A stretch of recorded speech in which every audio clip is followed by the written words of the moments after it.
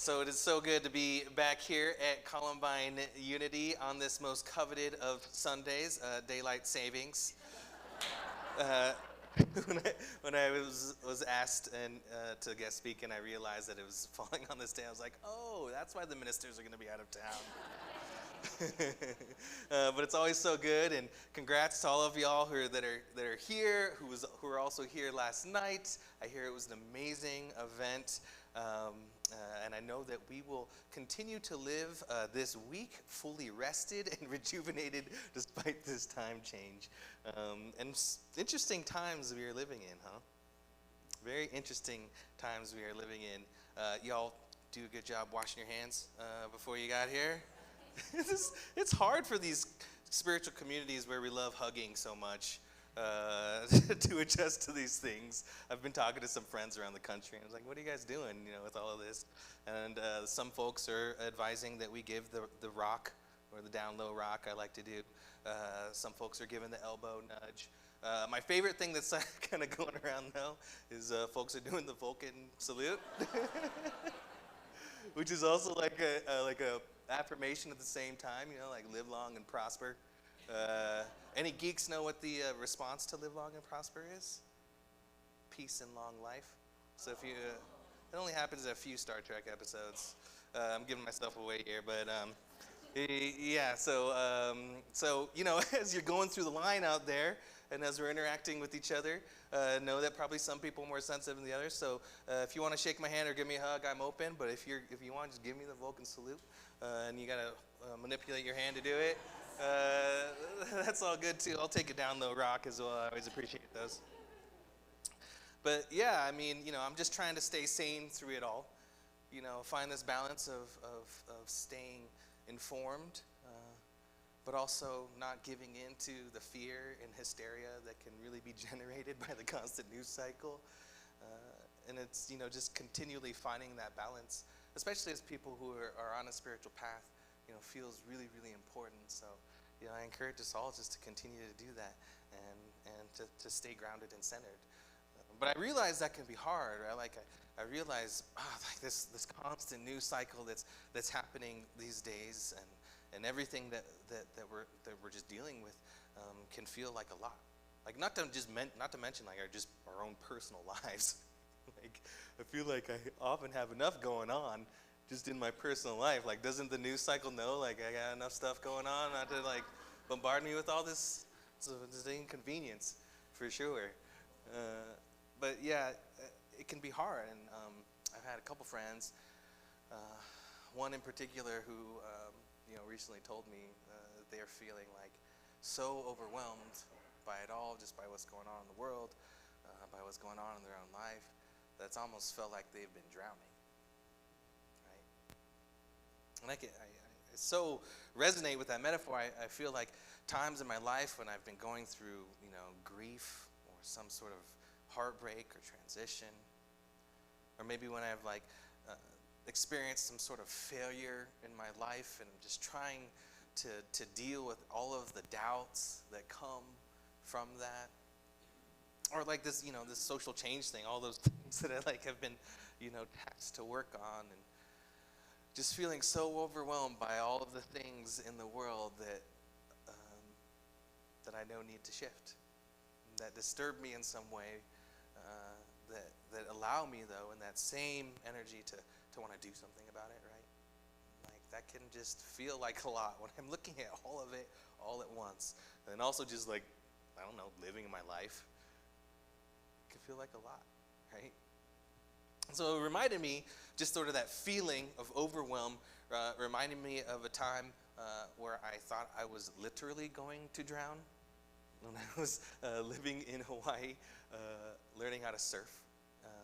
It was after I graduated college. I had moved out there with some buddies, and they were way better than me at surfing. I had dabbled. I'm still not that great of a surfer, but I go out there every once in a while.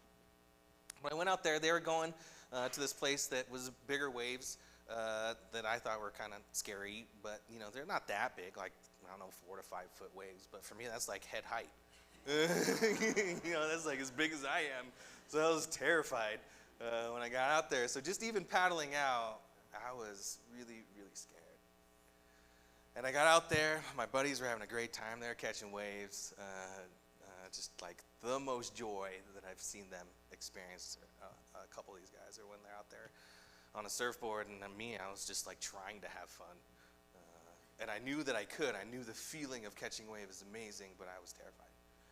And so the first wave that I try and catch, like I lock up, right? I'm paddling a little bit, but I lock up when I try to pop, and I just get tumbled, right? My muscles tensed up, and the front of my board went into the water, and I was done, right? And before I knew it, I was just tumbling inside of this wave. I realized, like, waves look very peaceful from the shore. You know, we listen to them as we go to sleep, like, oh, this is so wonderful. Like, the experience of a wave in the middle of it is very different, right? Waves are actually like all of this energy, this circle of energy that's moving through the water. It's a tremendous amount of energy. It's actually all of these sort of circles of energy that are coming together from different parts of the ocean, and they come together to create this wave, right? So I was in the middle of that, just being tossed and turned. I didn't know which way was up, struggling for breath, terrified for my life.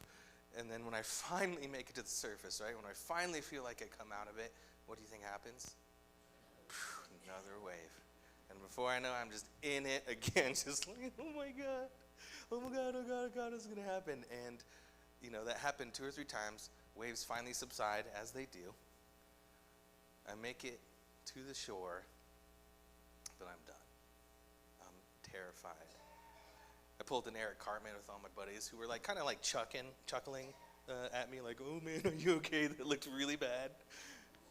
And I just like pulled an Eric Cartman from South Park. I was like, screw you guys, I'm going home. Like, I was peacing out. I was done. And I recognize, like, that's how it feels sometimes in life for us to be thrown around like that. Like, all these waves of emotion can just put us in this spin where we don't know which way is up, and we don't know how to make it back to the surface. It just feels like we're just in it, in the middle of it, whatever it is for you, right? And I realized, like, you know, that started to take root in me, because my friends, they go out again. They're like, hey, Mike, we're going surfing again. You want to come? I was like, no, I'm good. And they asked me again a couple weeks later. I was like, oh, I actually got plans. Sorry. It's really busy right now, living in Maui. There's a lot of stuff to do. Just gonna look at my schedule. And I just kept saying no, over and over again. And I realized, like, you know, those feelings of fear, of embarrassment, of discouragement from that one experience had really taken root, right? And I began to think about, okay, this was just like one thing that happened, but how many other times in my life has this same pattern emerged, right? Where something that I was really excited about, something I may have been really committed to, that's a relationship or some project that I was a part of, just fell apart. And maybe created in that, or maybe I had a really bad experience, and maybe it was a really bad breakup, right? When I began to experience a lot of fear and sadness and loss, to the point where I was like, I'm not doing that again, right? And after a bad breakup, I'm like, no, well, I'm done. Relationships are done. Like, I don't need that for the rest of my life. I'm good like this. It's over, right? Or like, you know, going times where I've, you know, embarked on a project and failed, and just beaten myself up long after those waves have subsided, but those waves continue to roll on in me, and just like, maybe I'm not meant to do this. You know, maybe I'm not the person for this. When I think about social change, right, and the ways in which that can be so difficult, and how, you know, here we are on International Women's Day. Happy International Women's Day, everybody.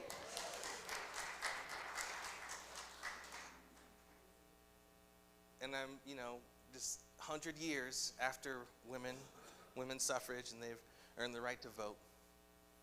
And just a few days ago, coming to the realization that, here in 2020, at least for 4 more years, we're not going to have a chance to see a female president in the highest office in our country. 100 years after women have earned the right to vote, right? It's hard to deal with sometimes, hard to accept. The first service, during the prelude, Ed and Leah did this song, Change Gonna Come, by Sam Cooke. I think they're actually going to do it afterwards. But that song is really intense, right? When I think about that song, it really makes me tear up. As I think about, that song was written actually just a couple months before Sam Cooke was murdered. And he was talking about change. But really in that song, what he was talking about the black experience in America. Talking about how he fears for his life.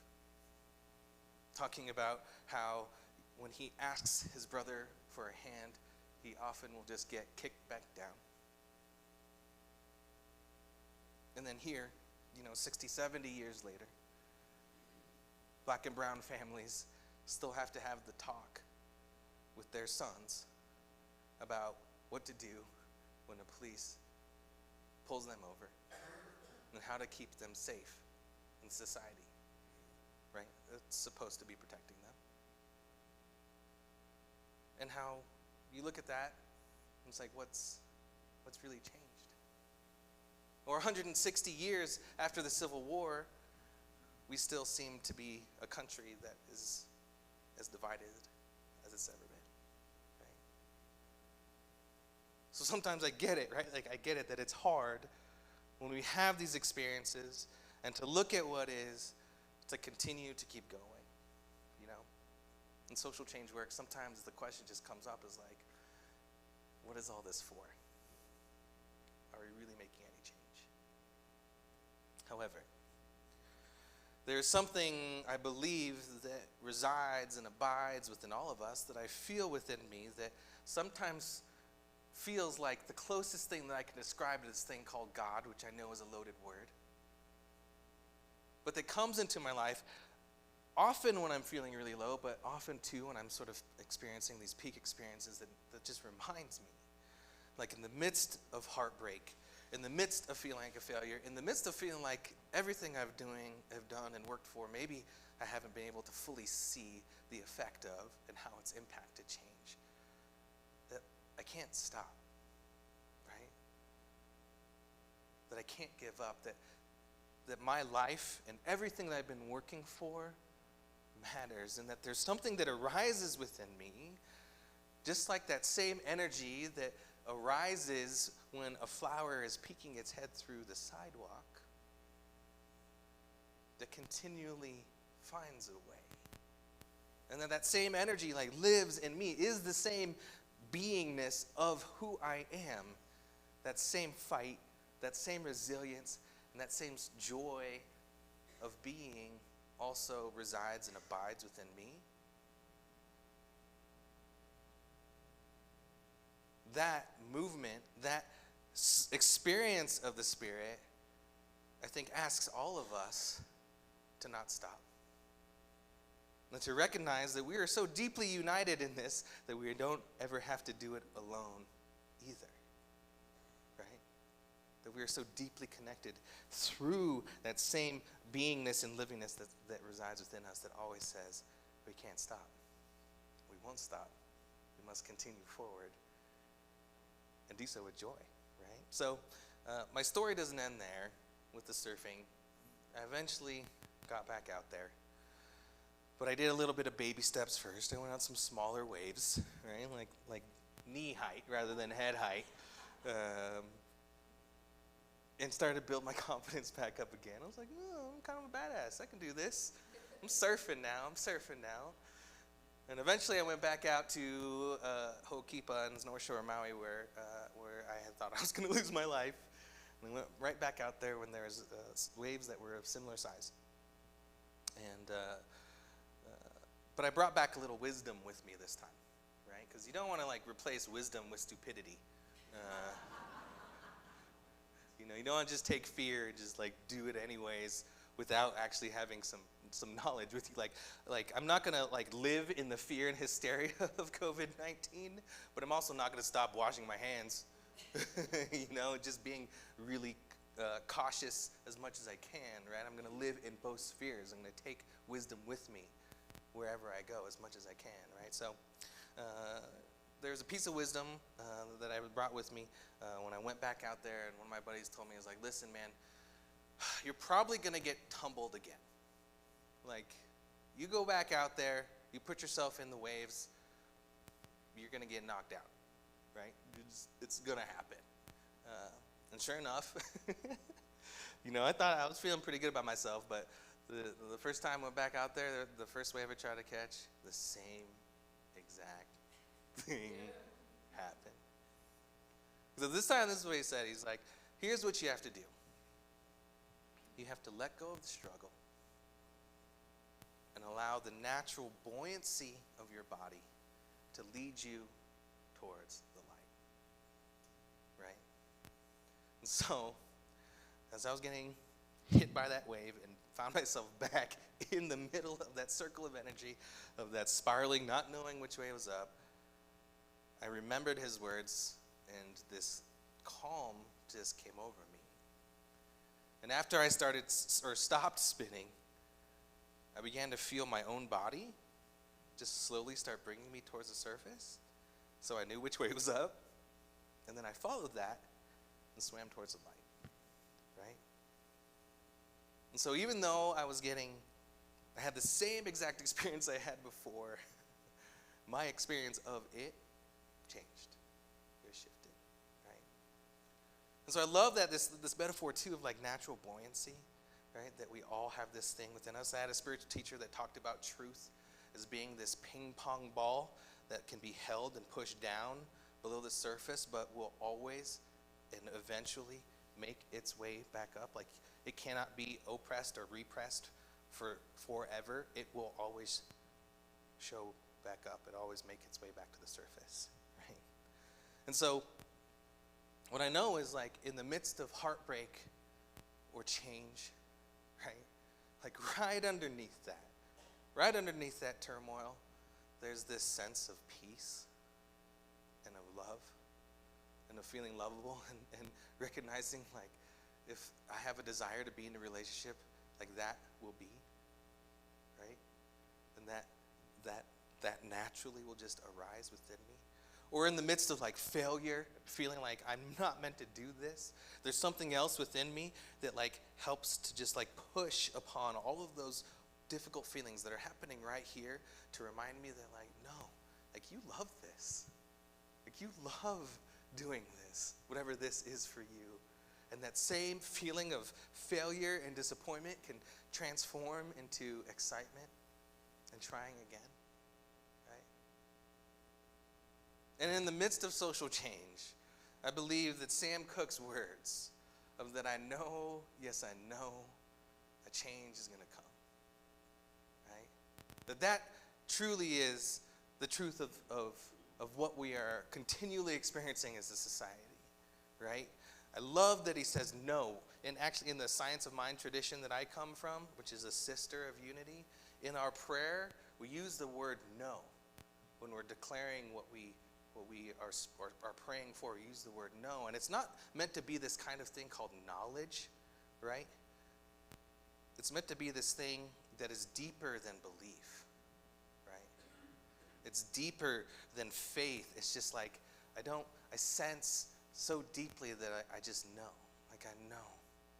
Yes, Lord, I know. A change is going to come. Right? And so, the second piece of knowledge, or of wisdom that came with me, is that my buddy said, like, if you really want to catch a wave, you have to commit. Like, you have to fully commit. If you hesitate, you'll go back down over and over again. The only way to get through it is to commit fully. You have to be all in, right? And so I recognized the first time that I went through it, I hesitated, and I was like allowing that fear, I was allowing that hesitation to rule me. And so once I was able just to let that go by by recognizing, yeah, I can get pummeled by a wave and still be okay. That's when everything was able to come together. And I was able to catch the wave. And instead of being, just pummeled and turned by that wave, all of a sudden I was on top of it. And I was in the middle of that same circle of energy, except this time my head was above water. And I was on the surface, right? And also, the sensation is amazing too, because you get up and all of this energy that you've put all of a sudden is behind you, right? You're not struggling to paddle anymore. All of a sudden, you're being propelled, right? And all you got to do at that point is play and enjoy. Enjoy the ride, right? And the same thing happens when we come back into something that we may have let go of because of a failure, because of a heartbreak, because of discouragement, because of whatever that happened to be. When we recommit to something, there's something greater than us that helps us along the way, right? That meets us in that commitment and says, yeah, like I got you too, right? That meets your conviction, that meets your fortitude and says, hey, I'm with you. And that shows up as all of these synchronicities that can happen and all of this support that begins to show up when we are really committed to something. The whole universe is conspiring to say, yes, thank you. We got you too, right? And so that, to me, is really what this whole thing is about. This whole thing called life, where we are experiencing a lot. It's easy to feel overwhelmed. It's easy to feel tumbled by all of the things that are going on. Yet, what we can know is that, one, it's okay. We got this. When we let go of the struggle, there's something within us that will bring us back towards the light if we just let go. And number two, when we recommit to that thing that we may have given up on, whatever that thing is, the whole universe conspires in our favor as well. That something greater than us is also propelling us forward, so we recognize that we don't have to do it on ourselves, on our own, that we have this energy that is moving through us and with us and around us towards whatever goal, whatever change we're seeking to experience. How beautiful is that?